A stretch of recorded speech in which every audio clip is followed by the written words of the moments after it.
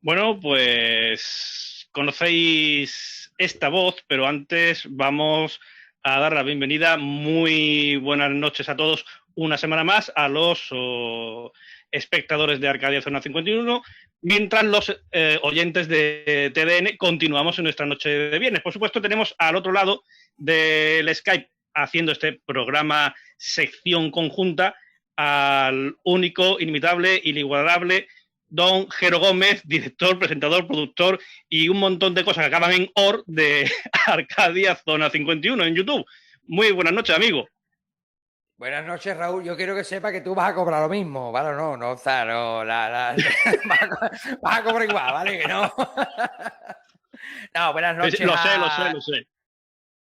Buenas noches a YouTube, buenas noches a iVox y por supuesto, Raúl, pues un placer hacer este programa en conjunto con Turnos de Noche y por supuesto con Plano 7, nuestro canal hermano, que siempre están dispuestos a estar aquí, a colaborar con nosotros y a traernos pues esos temas tan interesantes y tan curiosos que ya comenzamos hace un par de semanas o tres con David, hablando de los loberos, un tema que nos dejó realmente fascinados y hoy continuamos con esa serie de oficios mágicos que, bueno, un tema que tampoco tiene ningún tipo de desperdicio. Así que si te parece, pues vamos a saludar a David, director del canal Hermanos Plano 7. David, buenas noches. Buenas noches, amigos. Encantado de hacer este crossover con vosotros, con mi gran amigo Jero de Arcadia Zona 51 y mi hermano Raúl Casini de TDN y Sport Málaga Direct. Que no se te olvida, siempre se te olvida.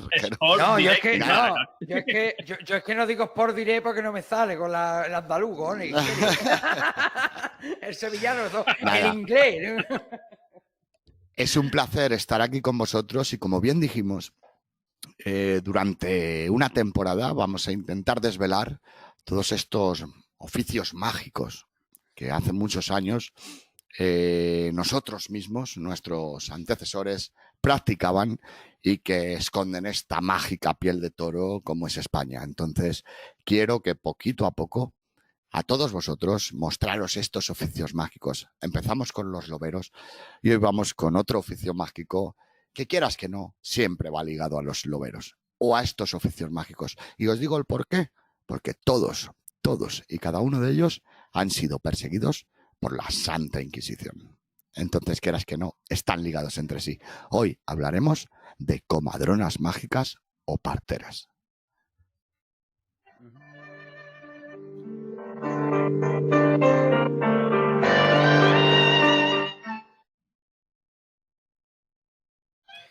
Oficio que, como tú bien has dicho, David, tienen en común entre todos ellos, porque no solo los loberos, las parteras, sino después los diferentes oficios, todos y cada uno de ellos fueron perseguidos por la Santa Inquisición, por la Iglesia.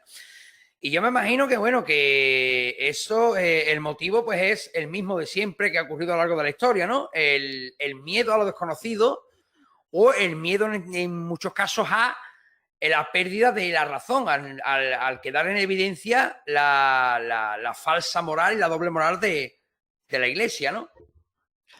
Yo más bien diría es la pérdida de poder por parte de esa Santa Inquisición. Ahí lo diría yo. Es esa falta de poder que supuestamente pierde esta Santa Inquisición debido a la sabiduría que otras personas obtienen. Esa es la diferencia. Y por eso, de todos los... Es que hay un poquito de retardo, entonces nos pisamos un poquito, hay un poquito de retardo, no es que yo me quiera entrometer. En este caso tú dices pérdida de poder, efectivamente, por parte de la Santa Inquisición, que recordemos estaba compuesta de hombres y encima, en esta ocasión vamos a hablar de mujeres. Es decir, una pérdida de poder a manos de mujeres que, imagino, ya nos lo desvelarás tú un poco más adelante, muchos no tardarían demasiado o no tendrían ningún escrúpulo en tildarlas, en señalarlas de brujas, propiamente dicho. Por supuesto, y así es como pasó. Así es como pasó. Lo que pasa que estas comadronas mágicas tenían el convencimiento, porque digamos que es un oficio mágico que se extendía al pueblo llano, ¿vale? Era algo del que todo el pueblo ya no se podía aprovechar. Entonces llegaron a obtener tal poder que la Santa Inquisición entró por medio, ¿vale? Porque ya estamos diciendo que no, como bien decimos ahora, en la actualidad nos intentan separar por rebaños y en aquel momento lo hacían igual. Esta Santa Inquisición perseguía a gente que pudiera obtener un poder demasiado como para ir en contra de ellos y que ellos pierdan ese poder que tienen. Entonces, por eso siempre han sido perseguidas por la Santa Inquisición. Si os parece, vamos al lío y empezamos con la historia de estas comadronas mágicas.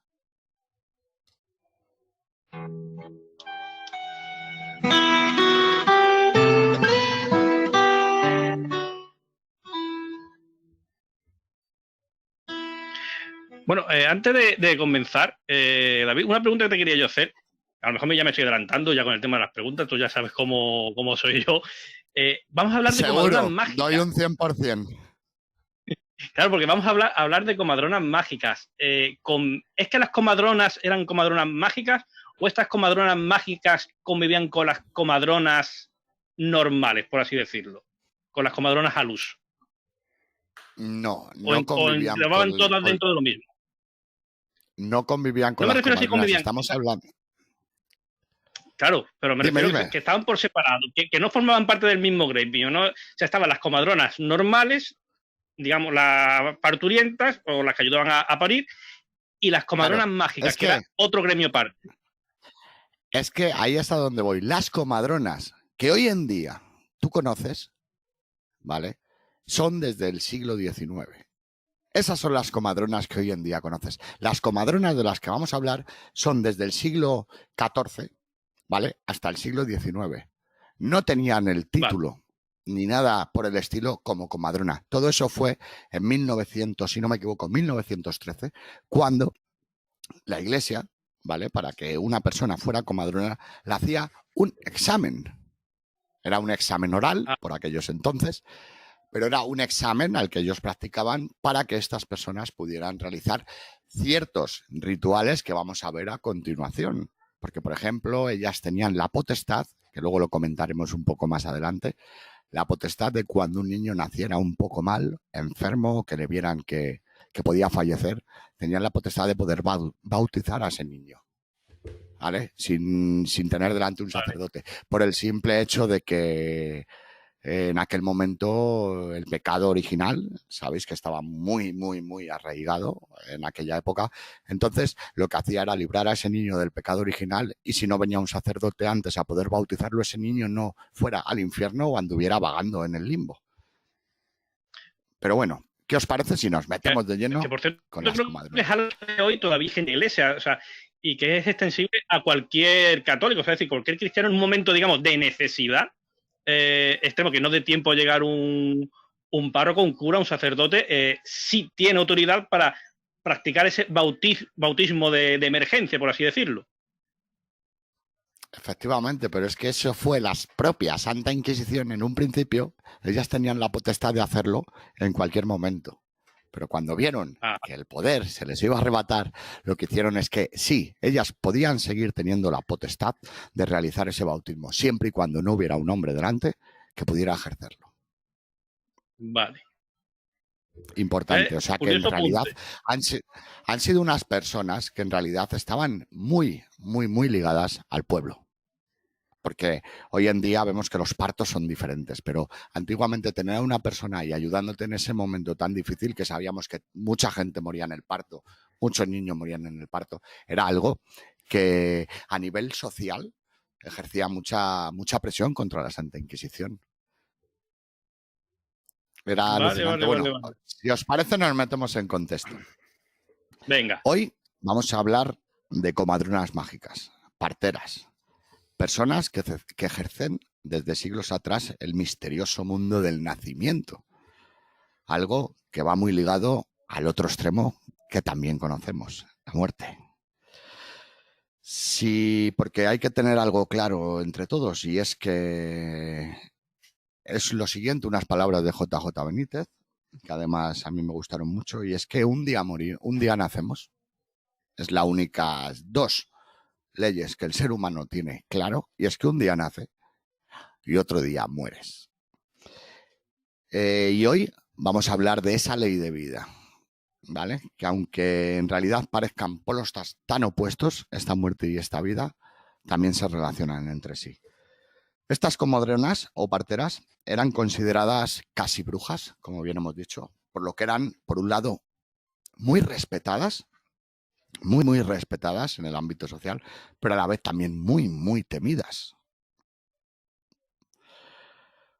Pero también en aquella época muy necesitadas, por lo que bien os he dicho, puesto que ayudaban a dar la vida a seres humanos. Entonces, en aquel momento ya sabemos que desde nuestros antepasados la vida es algo muy importante y muy fundamental, y estas personas ayudaban a dar la vida. Pero ojo, no solo ayudaban a dar la vida, también a quitarla a su antojo. Ahí llegaba el peligro. Debido a esto,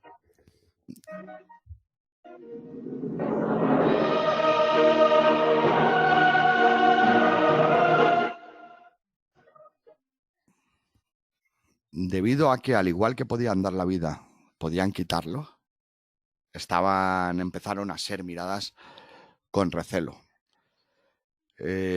Puesto que estos remedios que ellas mismas utilizaban no eran los más comunes en aquella época, digamos. En aquella época, lo tradicional, por ejemplo, era dedicarle a la Virgen de la Cinta o a la Virgen del Buen Parto, mediante algunas plegarias, lo que tú quisieras, pedírselo a esa Virgen mediante las cintas, mediante la Virgen del Parto con plegarias. Y en aquellos tiempos se llegó a decir que era magia, pero era una magia aceptada, digámoslo así. Una magia aceptada por aquel entonces.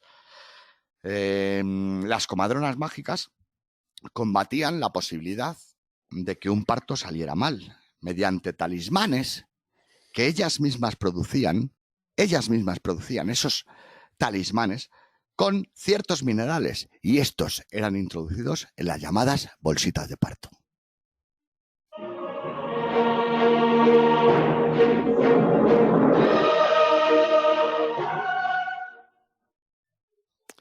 Bolsitas de parto, curioso, ¿no?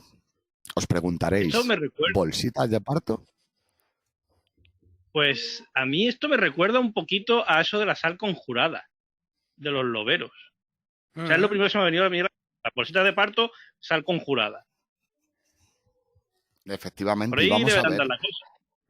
Vamos a ver que hay varias cosas en común que atañen tanto a los loberos como a estas comadronas mágicas. Algo hay ligado ahí entre todos estos oficios mágicos, que quieras que no, todos creo que van a... David, se tienen registros reales con nombres y apellidos de mujeres que ejercieron esta profesión. Sí, señor, y ahora dentro de poquito hablaremos de una de ellas. Y no nos vamos a tener que ir muy lejos, aquí cerquita, a Barcelona. Así que dentro de poco hablaremos de una de estas parteras, de las últimas parteras conocidas aquí en la península ibérica. Porque no está aquí Pedro, si no aquí en Almendralejo por alguna seguro. Seguro. Pero ¿qué os parece el simple hecho de esta palabra? O sea, me gustaría que me dijerais qué os refleja. Bolsitas de parto.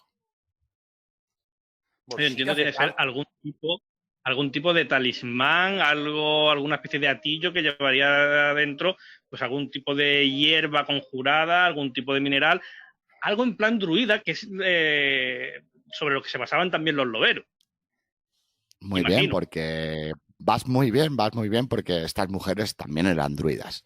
Utilizaban esas hierbas medicinales tanto para estos ensalmos como para la fertilidad, que después hablaremos de ella. Es curioso, David, porque leyendo, antes de comenzar la grabación, leyendo un poco sobre el tema, he encontrado varios artículos y varios libros, entre comillas, porque en verdad tú lo descargas, después son como cuadernillos, ¿no?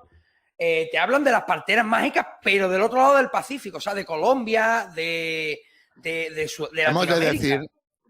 Hemos de decir que todo esto de la partera mágica o comadrona mágica viene de México. Claro, suena... Surge en el continente mexicano y se va expandiendo por toda Europa. Pero sí que es verdad que, como bien dice Jero, Ellas, la primera comadrona mágica fue mexicana. Y todo viene de allí, es verdadero. Y se ha ido expandiendo a Europa. Ahí Claro, sí que te voy a dar la Es razón. que conforme, claro, a mí me extrañaba porque conforme yo escuché el término, yo digo, coño, me suena algo que atrajeron del que llamaron Nuevo Mundo, que hoy es Latinoamérica. Y claro, buscando información, pues claro, los primeros registros que tú encuentras son todos de Latinoamérica, o sea, de México, Claro, además Colombia. que, si te das cuenta, todo concorda en esta historia. Las parteras empezaron a partir del siglo XV, ¿vale?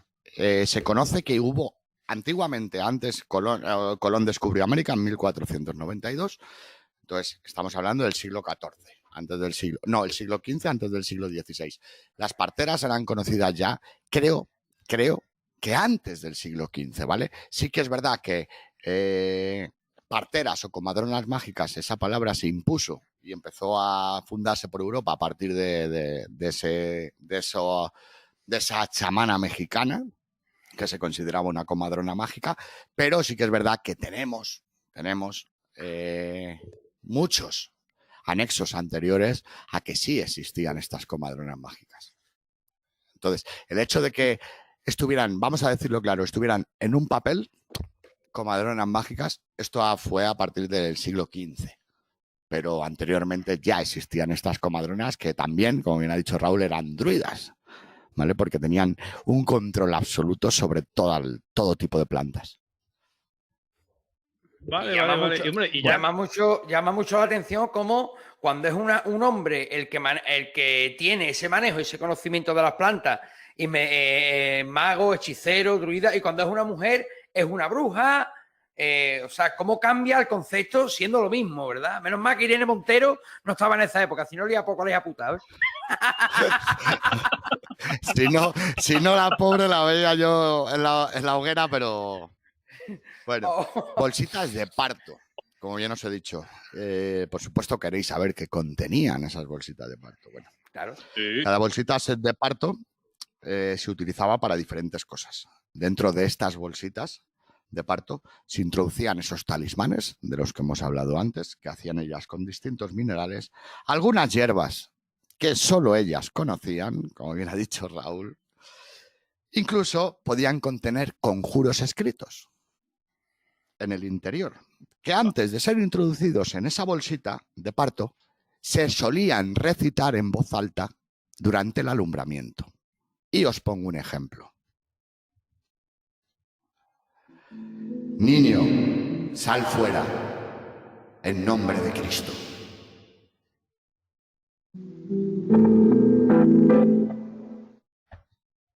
Bueno, eso hubiera quedado mejor. Sí, pero eso hubiera quedado mejor si lo hubiera leído Miriam, hubiera quedado mejor. ¿Has leído tú? Yo soy el niño, con esa voz no salgo. Ah, pues no salgo. Digo, no, ni me... Si hay alguien fuera llamándote así, no sales, ¿no? No estoy, no hay nadie.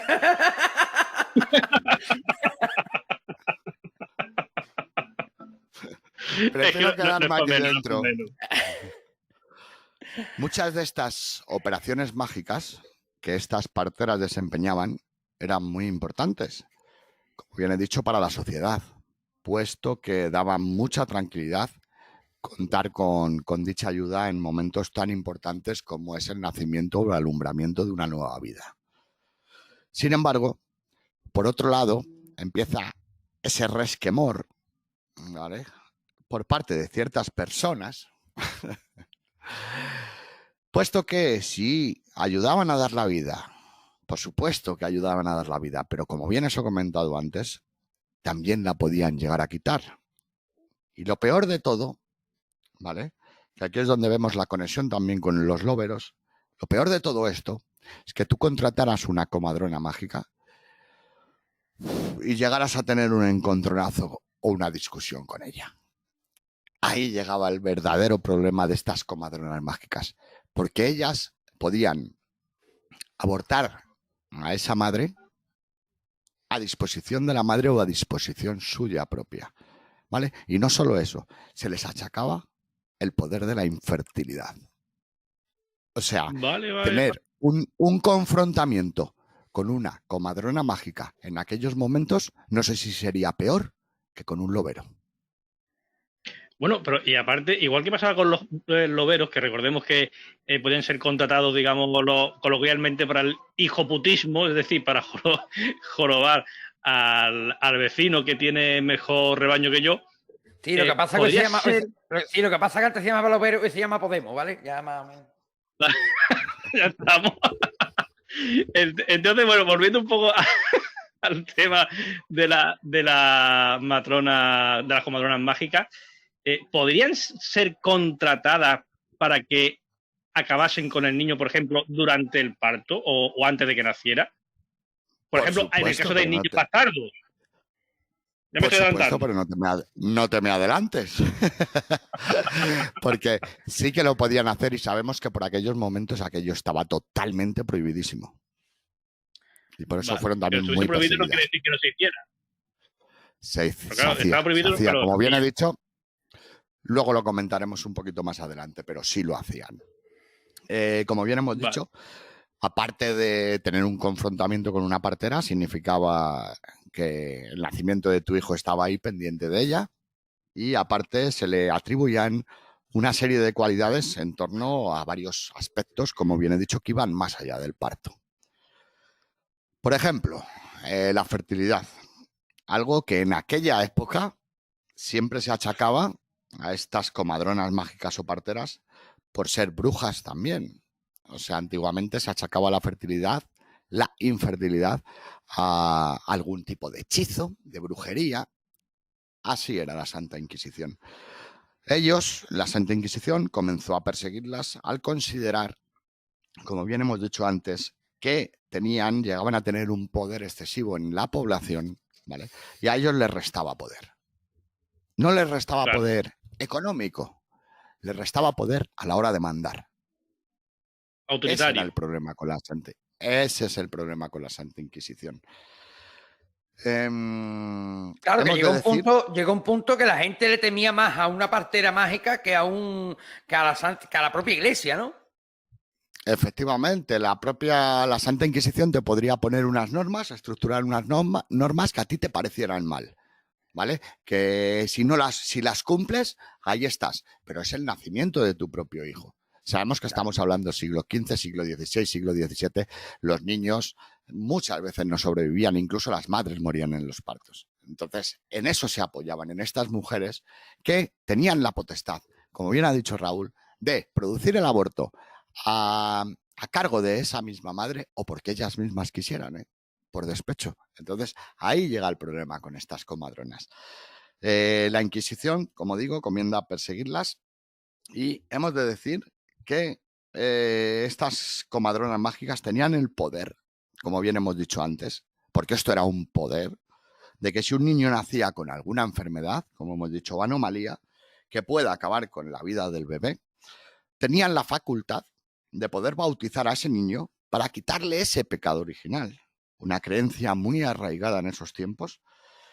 Y así, en caso de que esa criatura o ese bebé falleciera, no que fuera al infierno o quedara vagando en ese limbo del que todo el mundo habla. Eso sí, este trabajo, como bien le hemos dicho, solo lo podían ejercer o realizar estas parteras o comadronas si no había ningún hombre presente que también pudiera realizar el mismo trabajo. Vamos, que las necesitaban, pero no querían otorgarlas este poder. Vale. Que había un hombre delante que lo bautizara el hombre. Sí, por miedo a que el poder de estas comadronas mágicas fuera demasiado grande. Se tiene como, David, perdón, como no sé si me lo ha parecido a mí pero es que ya cada vez que uno ve a una mujer aparecer en la historia, es curioso el miedo que la iglesia le tiene a las mujeres, a la hora de otorgarle cargos o lugares de poder, lugares de mando, ¿no? O sea, el miedo que le tiene, le huye.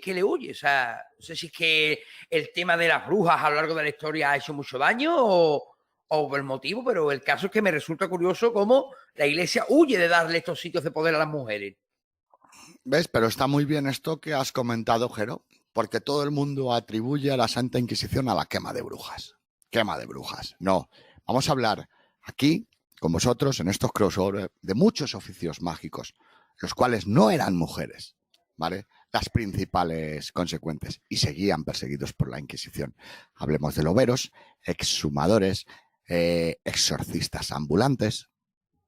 Esos, casi todos que lo practicaban eran hombres y seguían perseguidos por la Inquisición. Sí que es verdad que tenían ese, no, digamos, pragmatismo hacia las mujeres, o sea, algo como que las mujeres eran el mal en sí, porque ahora os voy a hablar de unos cuantos rituales, ¿vale? Que se hacían por aquella época para que entendáis cómo se tenía a la mujer. Hombre, si tenemos Era en un demonio en cuenta, sí. si tenemos en cuenta exactamente esto que yo hablé un día con Guillermo en privado, de que la iglesia tenía a la mujer como la culpable de todos los males de la tierra y que eso no se le iba a perdonar nunca, por los siglos de los siglos, etcétera, etcétera, pues entonces ya la historia sí cuadra un poco, pero a mí más que ese rencor, a mí lo que me suena es, tenemos miedo a que la mujer tome el poder porque si no, el chollo se acaba. Más o menos, yo diría que así fue. A ver, tú piensa, ¿quién mandaba por aquel entonces? Santa Inquisición, Iglesia. ¿Quién manda en la Iglesia? Se supone que el Papa. Las mujeres, los hombres. ¿Ha habido algún papa mujer? Bueno, ahí el problema. Sí, y que a las mujeres las utilizan... de la historia. Dicen como uno, Eso exactamente. Dicen. Eso dicen, pero creo que en este caso la Inquisición, la Santa Inquisición antiguamente, la Iglesia ahora utiliza a las mujeres a su libre albedrío y como ellos necesitan y quieren, ya está. Y bueno, no las toman en consecuencia. Yo diría, David, que hubo un momento o un punto de la historia en que, a lo mejor es exagerarlo, pero entre comillas, la Inquisición tenía más poder que la propia Iglesia. Por supuesto, por supuesto. Y que por cierto, muchísimo más. Claro, incluso hay inquisidores, como, por ejemplo, Torquemada. Pero escúchame. Que Sí, Tomás de Torquemada, pero escúchame, ¿esa Inquisición no estaba respaldada por la Iglesia? Sí, por supuesto. Respaldada, apoyada, financiada y todo lo que quiera. Ahí estamos. Y sí, la Santa Inquisición era... vamos a ver, es un dictador de hoy en día. Aquí se hace lo que yo digo y punto. Y ya está. Pero yo quiero hacer un apunte, y es que la famosa Inquisición española, y esto forma parte, y Gerardo sobre todo sabrá también, de la famosísima leyenda negra sobre España en general, o sea, la famosísima y terrible Inquisición española resultó ser la más suave de toda Europa, y fue la que más gente absolvió y la que menos gente condenó a la hoguera. Entonces, ¿Torquemada qué era? ¿Torquemada qué era? ¿Un Teletubby? No te estoy diciendo, no te estoy diciendo que la Inquisición francesa, por ejemplo, era muchísimo peor que la española. Por eso te digo que Torquemada al lado de esta gente era un Teletubby. Ah, eso sí, claro, pues, claro. Pues mira, además, siempre se ha dicho, cría fama y échate a dormir. Sinceramente, pobrecitos a esta gente de todos estos oficios mágicos que os voy a contar durante estas semanas, estos meses, de que menos mal que no eran muy perseguidos si hubieran estado en Francia, pero ya te digo que aquí en España, por mucho que digan, si haces un baremo y no era de las peores, pero te digo que les han dado mucha caña. No, pero también la fama de lo que has dicho tú antes, de cría fama y echar a dormir, la fama de Torquemada se debe también a la época en la que estuvo, la época en la que vivió, fue la época de la Reconquista, la época del descubrimiento de América. Entonces, claro, quieras que no, su relación con los Reyes Católicos, entonces quieras que no, varios enfrentamientos que se dice que tuvo con Isabel la Católica, que no respetaba a reyes, ni respetaba a Roma, ni respetaba a nadie, un señor que iba por libre. Él hacía su antojo y no daba explicaciones a nadie. También eso, la importancia histórica del momento en el que situamos a Tomás de Torquemada, que le hizo ganar una fama que, como tú bien has dicho, Raúl, realmente la Inquisición española fue de las más flojitas de Europa, ¿no?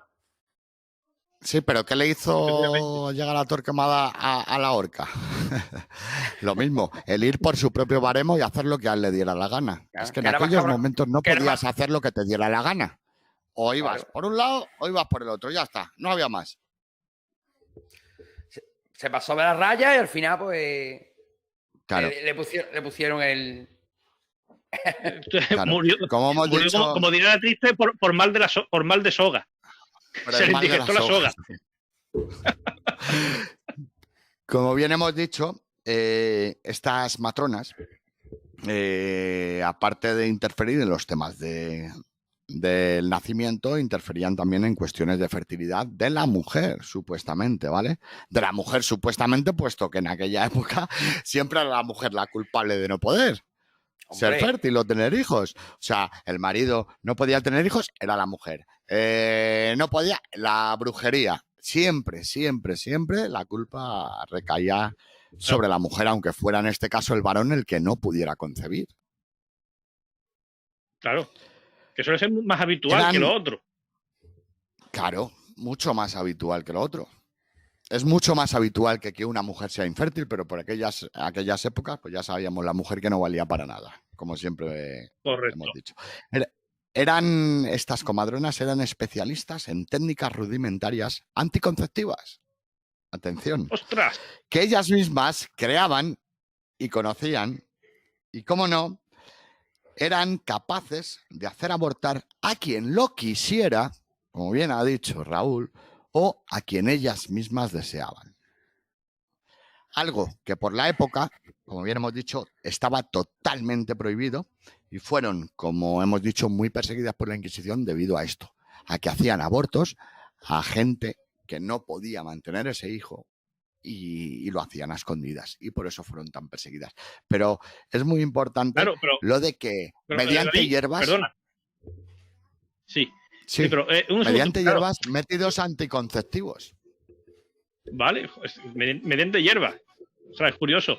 Pero, por ejemplo, yo la duda que tengo es, por ejemplo, si se la podía contratar en el caso de la típica historia que se ha dado, se sigue dando, pero sobre todo en aquella época, el típico pudiente, que el señor feudal, que tiene a su cargo pues tales personas, tales criadas, ya sabemos, las criadas son para todo, incluida para calentar cama, engendra el hijo ilegítimo y dice este hombre, no te preocupes que vamos a traer a la comadrona mágica. Y, evidentemente, bajo encargo de esa persona, pues provocarle el aborto a la otra o provocar un mal parto. Por supuesto. Y ya me voy a meter un poquito más. ¿Quieres que meta un poquito más la llaga? Dale. Métela. ¿Le doy? ¿Y yo? Las utilizaban muchísimo los propios curas o sacerdotes de la época cuando dejaban preñadas a las monjas. Así de claro. Sí. Después tú quieres que yo pero ¿cómo quiere que esté callado si me lo pone a huevo, tío? Alucinante lo que estoy diciendo, ¿eh? Alucinante. Por eso las querían a su lado, pero a la vez no querían darles el poder suficiente para que se lo quitaran a ellos. Ni contigo ni al lado, pero amarrada en corto. Efectivamente. Como bien hemos dicho, tenían la capacidad de abortar, de poder abortar a la persona que quisiera, y en ocasiones la propia madre, mira, esto es alucinante, ¿vale? Porque igual que has dicho que contrataban por aquella época, al igual que contrataban a estas señoras para hacer de comadronas mágicas, también se contrataban plañideras, que ya hablaremos en otro oficio mágico más adelante. Son personas que van a los cementerios a llorar. También se contrataban... No hace tanto. Pero es que en este caso de comadronas mágicas también se contrataban a personas que daban el pecho a los propios bebés de otras personas. ¿Vale? Os voy a poner el caso. Las amas de cría, ¿no? Efectivamente, una persona tiene un crío, la leche no le sube, no puede ejercer para dar la leche y son las propias comadronas mágicas las que se ponen en contacto con personas que ellas mismas supuestamente tienen contratadas, que son gente que se dedica a amamantar a bebés que no son suyos. Esto... igual que lo de las plañideras, no hasta hace mucho, en mi pueblo, cuando mi madre era pequeña, con 4 o 5 años, había un par de mujeres que se dedicaban a dar el pecho a mujeres a niños del pueblo, porque las madres no podían. Claro. Pues para eso, estas mujeres, que no sé cómo llamarlas, las que daban leche a los niños, ¿vale? La verdad no sé en qué contexto meterlas o cómo llamarlas. Amas de para cría estas se llamaban personas, en... o amas de cría, pues estas personas tenían un medio contrato con estas comadronas mágicas y estaban bajo un ritual. Esas personas estaban bajo un ritual. Y el ritual era el siguiente.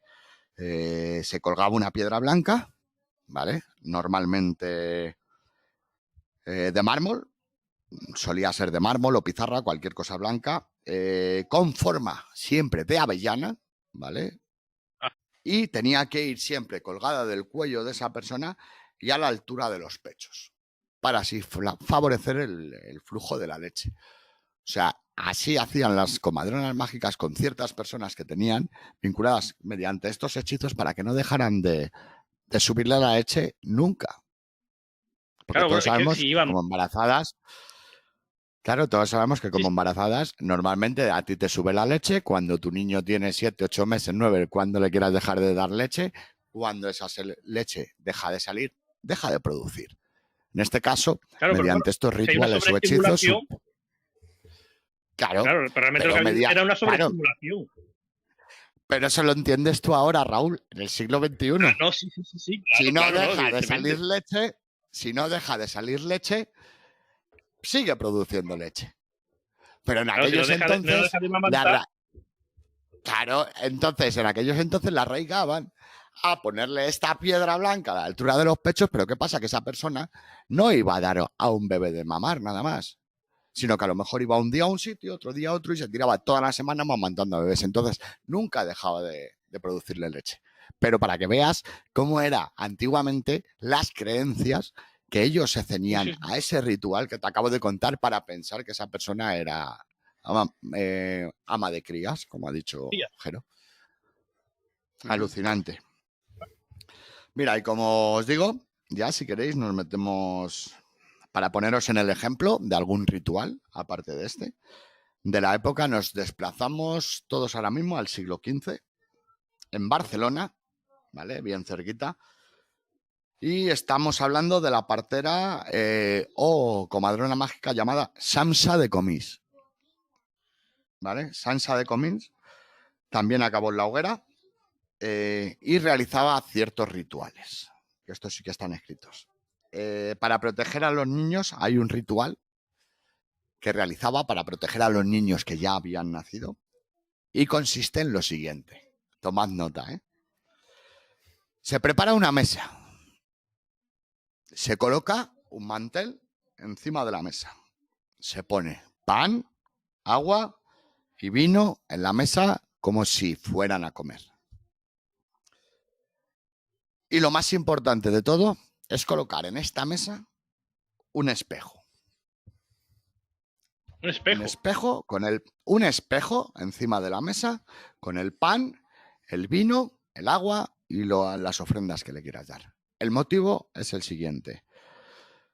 Porque así las brujas que se acercaran a intentar hacer el mal a esa criatura recién nacida se entretuvieran mirándose al espejo, comiendo y bebiendo y así no tener tiempo de hacer males mayores. ¡Ostras, qué bueno! Que era más fácil ponerle un plato de jamón, se tiene seguro. Pero por aquel entonces la pobreza, para que vea lo que es. Ah, un claro, poco de verdad, pan, sí. un poco de vino, un poco de agua y un espejo. Para que si estas brujas que dicen que iban a hacer mal a estos niños, mientras tanto, y además esta mesa se montaba justo al lado de donde el niño dormía, ¿vale? Por si iban a hacer mal a ese niño, estas brujas se entretuvieran mirándose al espejo y comiendo y bebiendo. Claro, y si tú estabas enmayado, dices, bueno, pues voy a hacerle el mal a este niño. Y lo que iba realmente era a comer y a beber. Qué cabrón eres. Lo malo que por aquel entonces no te dejarían entrar por la puerta. Porque antes se las gastaban que no veas. No, pero es cierto, es muy interesante lo que Sí. estoy diciendo. Y esto estamos hablando de hasta el siglo XV. ¿eh? No, y además, como ya el tema de preparar ese altar, entre comillas, porque era un altar con ofrenda, oye, llama la atención, sobre todo lo del espejo. Yo con el espejo me he quedado, mira, el agua, en un momento dado, el agua, el vino, son elementos que aparecen, incluso el pan, ¿no? Son elementos que aparecen en varios rituales o en casi todos, pero el espejo es curioso. El espejo es muy curioso y es el simple hecho de que ellas mientras comen, porque supuestamente son muy de gula, se van mirando mientras comen y así es la forma de entretenerse para mantener ese niño a salvo. Pero es que luego hay varios rituales más, ¿vale? Porque como bien hemos dicho antes, también intervenían mucho en el tema de la fertilidad, ¿vale? Porque la infertilidad por aquel entonces, antes lo hemos comentado un poco, se consideraba una auténtica maldición.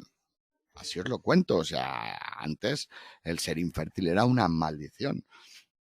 Y cuando la mujer menstruaba, eso era diabólico. O sea, no lo podéis imaginar por aquel entonces lo que era cuando una mujer menstruaba. Pero que era mucho peor cuando una mujer no menstruaba. Eso ya pasaba de diabólico a satánico. Y se decía que esa mujer no menstruaba porque no podía sacar de dentro de sí sus propios demonios. ¡Ostras! Es brutal. Es decir, o sea, si menstruas malo, si no menstruas peor. Que bueno, el tema de que Peor. mal visto, evidentemente, el tema de la menstruación, eso hasta hace un par de décadas. Todavía había abuelas y madres. A lo mejor en tu suegra, por ejemplo, decía a tu mujer el tema de no divulgues mucho cuando te vengan las reglas. Sobre todo a lo mejor se lo diría mucho tu suegra a tu mujer, por ejemplo. Cuando de pequeña, al principio, Sí. cuando de venir de eso sobre secreto, Sí, cuando, tal, cual. Todos nos acordamos, los que tenemos cuando más o menos esta edad, cuando en el colegio las niñas decían, ¿ha venido a verte tu primo? Y claro, yo después, cuando me casé con mi mujer, me enteré que el primo era la regla. Pero es verdad que hasta no hace mucho se decía a las mujeres que en esos días como que las cargas las tienen más negativas, como que no pueden ejercer lo que ellas quieren, que deben de dejar un tiempo de descanso. Hombre, Pero yo es que cuando es mi mujer, cojonudo. cuando mi mujer tiene la regla, yo duermo en el sofá, eso está claro. Claro, pero es que es cojonudo. Ellos decían que si no menstruaba era peor. Entonces, había un ritual para eso, ¿vale? Para la fertilidad. Que si os parece os lo cuento. Os va a dejar... Venga. Esto ya sí que es... Escúchame, a mí, ¿vale? tú cuenta lo que quieras, a mí no me hace falta. Yo creo que lo he dejado claro ya, ¿no? Ya. No. Es más, está prohibida para ti, Cristina. Este es prohibido para ti. No, es que este cabrón te tira los calzoncillos y te deja preñar.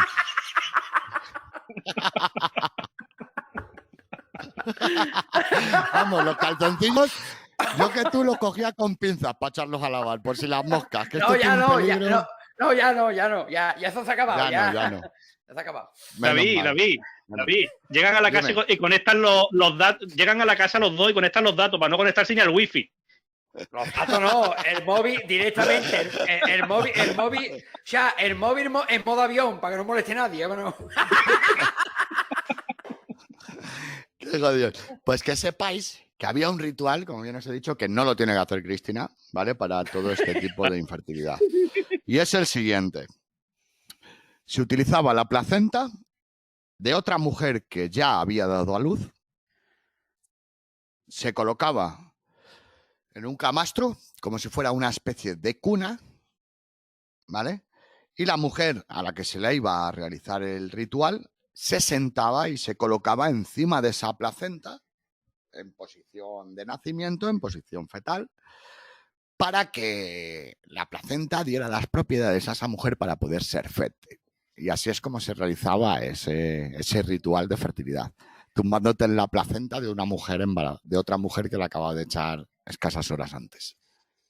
Bueno, mejor es todavía, es mejor aún así que el ritual de Tom Cruise, que es comerse la placenta directamente, o sea, recién salida. Ojo, y por ahí debe de andar la cosa, no tiene que ir muy desvinculado un ritual No tiene del que ir otro. no tiene que ir muy equivocado Tom Cruise y su cienciología, ¿vale? Cuando todos los animales lo hacen.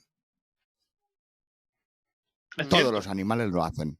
Es más, individualmente somos el más tonto de los animales, ¿vale? Porque un animal a los 4 horas de nacer ya te está corriendo. Y nosotros son 30 años y todavía no nos hemos ido ni de casa de los padres.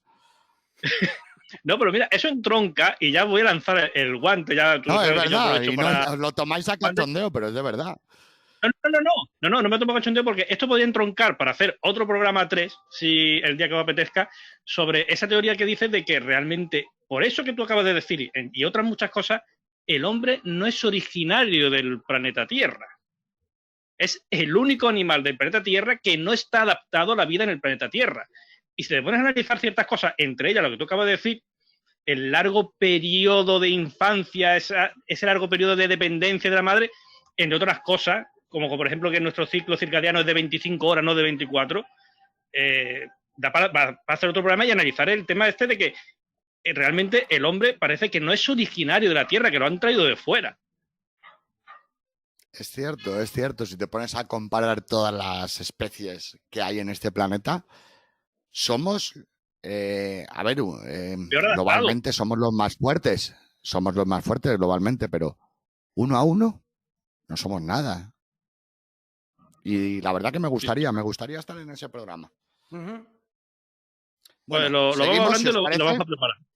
Sí, que a mí se me va agotando el tiempo. Perfecto. Pues como digo, estas comadronas eran fundamentales para la época y poco a poco empiezan a desaparecer. Aunque a día de hoy, su legado, aunque algo distinto y algo cambiado, sigue vivo entre nosotros, ¿vale? Y algo de ellas queda, como por ejemplo, os voy a poner un ejemplo, a ver si esto no lo conocéis vosotros, ¿vale? Poner una cinta de color rojo, tanto en la muñeca del niño como en la cuna o en el carro. ¿Nunca lo habéis visto? Sí. Yo sí. ¿Sabéis para qué? De hecho, bueno, supuestamente es para el mal de ojo. Efectivamente. Joder, Raúl, eres un fiera.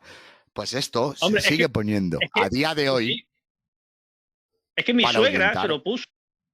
Mi suegra se lo puso a mi niña en la cuna, le puso una medallita de una virgen y él iba con una cinta de raso roja.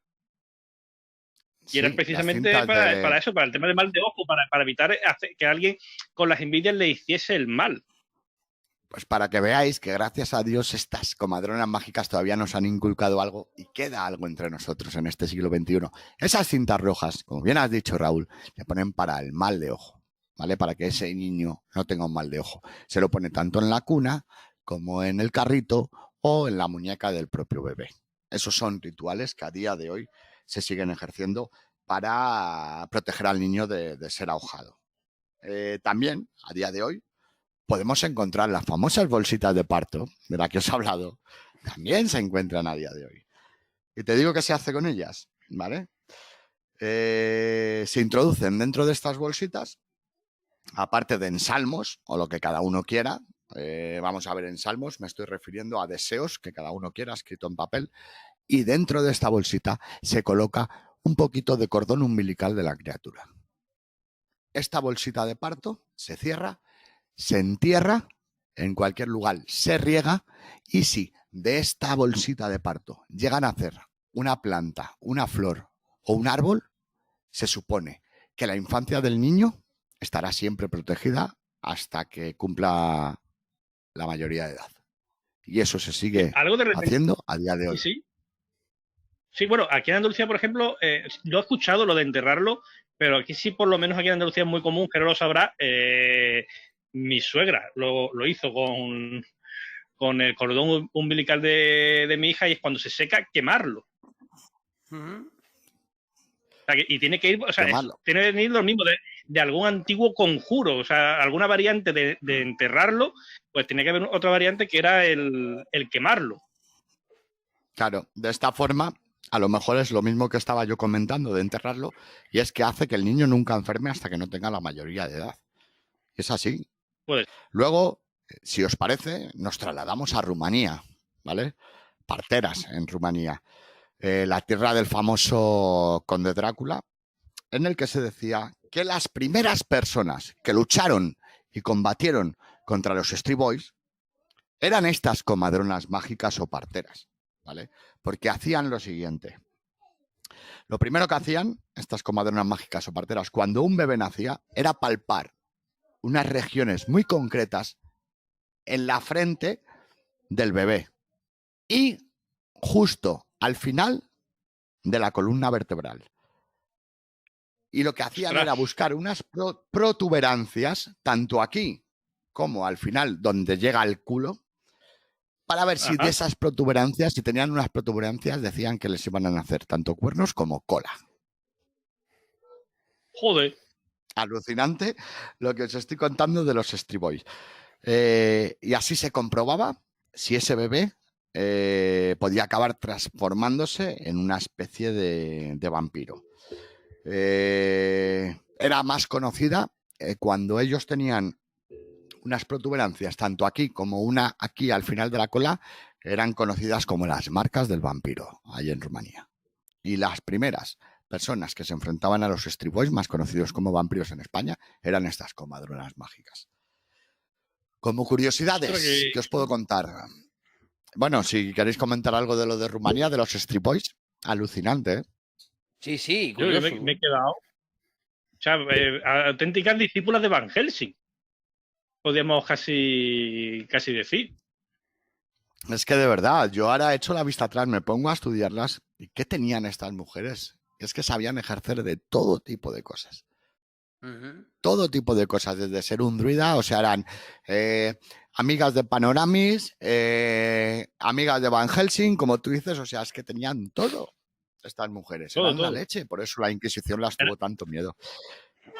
Eran totalmente multidisciplinar. Claro, como curiosidades, y ya dentro de nada terminamos, ¿vale? Comentaros que antiguamente, cuando ellas daban a luz, lo daban o lo ejercían sobre parideras de arcilla, ¿vale? Eran unas parideras, una especie de cunas, en la cual se podían meter las manos por medio para sacar el bebé. Hemos de decir que ellas no parían como nosotros hoy en día tumbadas, ¿no? Ellas parían en cluquillas, ¿vale? Y estas arcillas, para que veáis hasta dónde llega todo esto, estas arcillas, la cual estaban en el contacto primero del humano con esa vasija o con esa arcilla, no podían estar compuestas por cualquier cosa, ¿vale? Tenían que ser arcilla consagrada, ¿vale? Cocida de cierta forma y con determinados rituales. Y cada una paridera llevaba las propias inscripciones. Era algo especial para dar vida.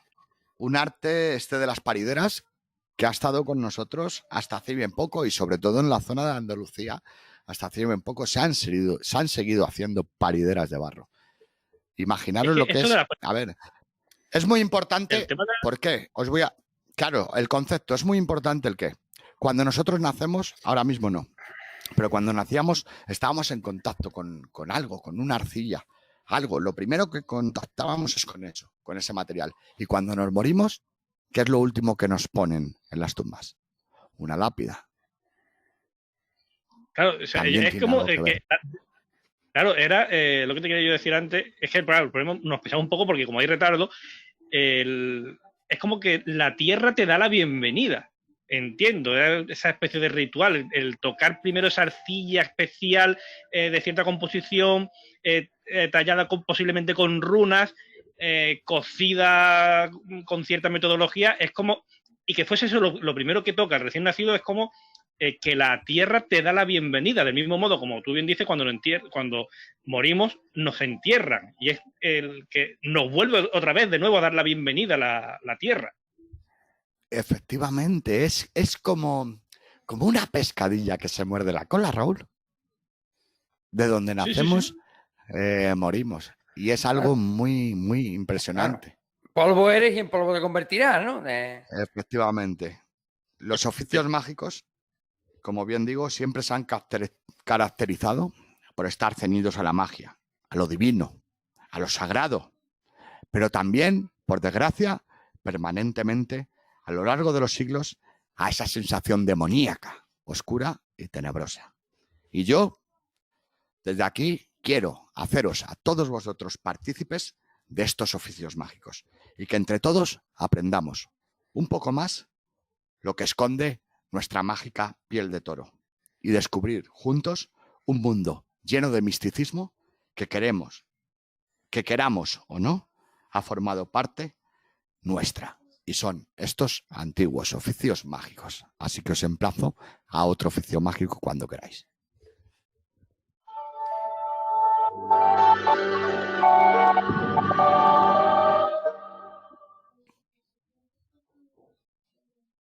Bueno, pues yo no sé, Jero, yo me imagino que Jero le ha pasado como a mí, le ha tenido que encantar. Yo he flipado, o sea, he alucinado con lo que nos has contado, contando ya los días, ya no ya los días, sino las horas para que vuelvas otra vez de nuevo a contarnos un nuevo oficio mágico. Yo creo que la audiencia también lo ha disfrutado mucho. Yo, por tiempo, casi que me tengo que ir, no por el tiempo en la radio o en el podcast, sino por tiempo en el momento de la grabación en el que estamos, me la estoy jugando. Pero sí decir, lo que quiero es recordar, David, para los oyentes de TDN, de Turno de Noche, tanto en iVoox como en Sport Direct Radio, tu canal, donde te pueden encontrar, Plano 7 Noche de Ánimas, en YouTube. Por supuesto, pues nos podéis ver a través de cualquier plataforma o cualquier red social, Plano 7, allí estaremos. Y sí he de deciros que emitimos todos los jueves a las 10:30 de la noche un directo todas las semanas. Vamos ya terminando la tercera temporada y allí os esperamos porque, mira, por ejemplo, el jueves que viene hablaremos con Fran Contreras sobre la guía mágica del Camino de Santiago. Y estará Fran Contreras con nosotros. Así que nada, simplemente deciros que muchísimas gracias a todos vosotros, sobre todo a Jero, a Raúl por invitarme y deciros y adelantaros que el próximo oficio mágico serán los exorcistas ambulantes. Pues la verdad, yo antes de despedirnos, simplemente, bueno, pues agradecerte, Raúl, que te haya prestado, ¿no?, a preparar conmigo estas colaboraciones con David. Siempre es un placer aprender, porque más que no solo disfrutar y lo que se disfruta escuchando a David, sino, y el buen rato que pasamos entre amigos, ¿no?, entre hermanos, pero también se aprende, que es lo importante, aprender.